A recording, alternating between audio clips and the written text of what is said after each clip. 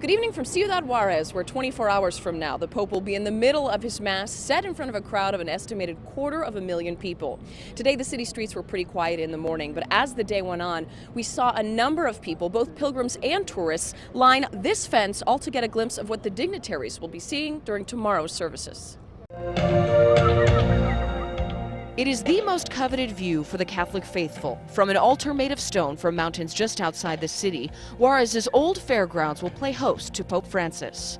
Many here still can't believe their luck. La bandera oficial del Vaticano. In an area most known for its violent past, this papal visit is giving Juárez and its people the chance to introduce themselves as good hosts. Oh, it's alive.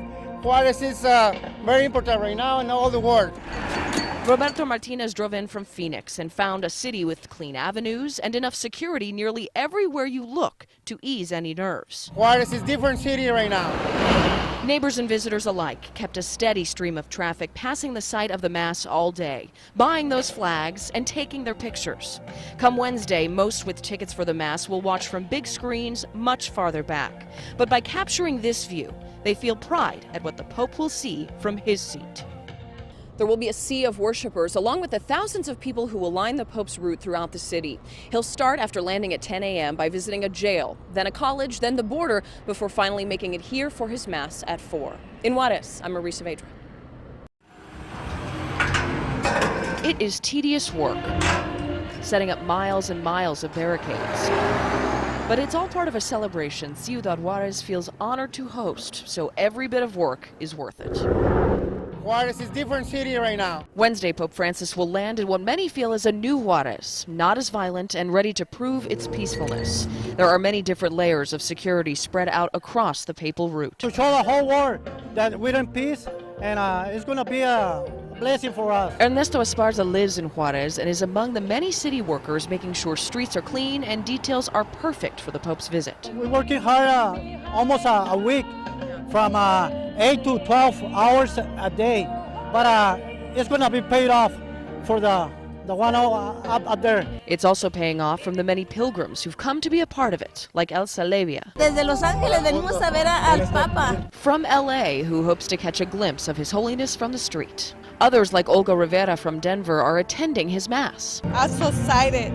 This is my first time we coming to see him. But her view won't be anything like it was today. She'll be one of thousands far back in the fairgrounds, watching the service on the big screen. Too down, too far. Yeah, but it's okay. She is just grateful to be here. She hopes Pope Francis will feel the same way. In Juárez, I'm Marie Saavedra.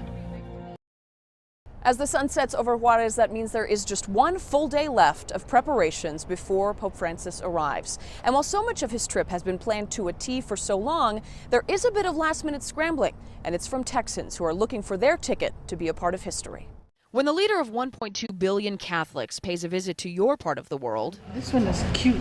There are many sides to the excitement, starting with a sort of celebrity thrill, the kind that has many clamoring for a T-shirt keepsake. 47. They're flying off the tables at El Paso's diocese offices. Then there are those fiercely protecting their ticket to see Pope Francis in Juárez. When the gate opens, 6 a.m. Because they know this may be the only time they get to see him. I figure there's going to be 200,000 of my closest friends at that Mass. And there will be, but beyond the ever-growing anticipation, there are quiet acts that would make the Pope proud, happening in the area near St. Ignatius. Hello. El Paso's Bishop Seitz will personally greet Pope Francis on Wednesday, but today he is hoping to greet those for whom the papal visit may be a bit tough. Those who live in this low-income neighborhood near the fence. That area closest to the border is going to be completely closed off. So we thought maybe we could give them an opportunity to still celebrate this day with us. So he's handing out more than 200 tickets. 1, 2, 3. All for free to attend the simulcast of the Papal Mass at Sun Bowl Stadium.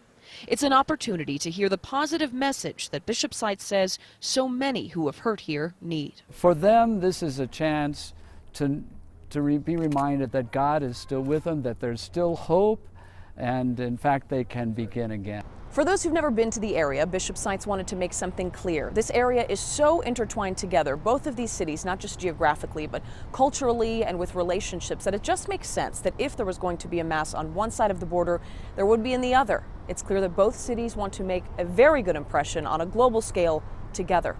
In El Paso, I'm Marie Saavedra.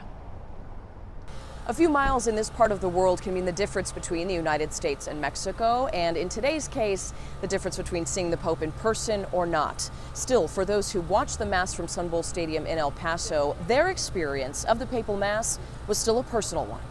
100 strong in bright hot sun, they waited to see him.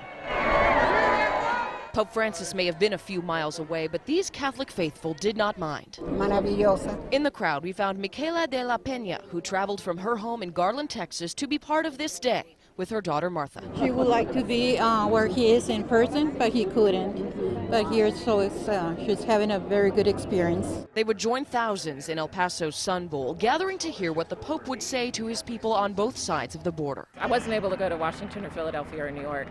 And since he's so close, I just decided, you know what, I'm going to go. It was an easy decision for Cecilia Gannon. The parishioner at St. Rita's in Dallas came for the experience of being as close to her spiritual leader as she could. Yeah, I would have loved to have gone to Juarez, but the more that I thought about it, I'm by myself, and I didn't want to just venture over there by myself. And luckily here, I'll be able to see him up close. And as if they were in a church with him, these pilgrims observed the reverence of Mass. The only break came from a moment of joy when Pope Francis thanked the people in El Paso for making him feel welcomed by one large Catholic community. Amen.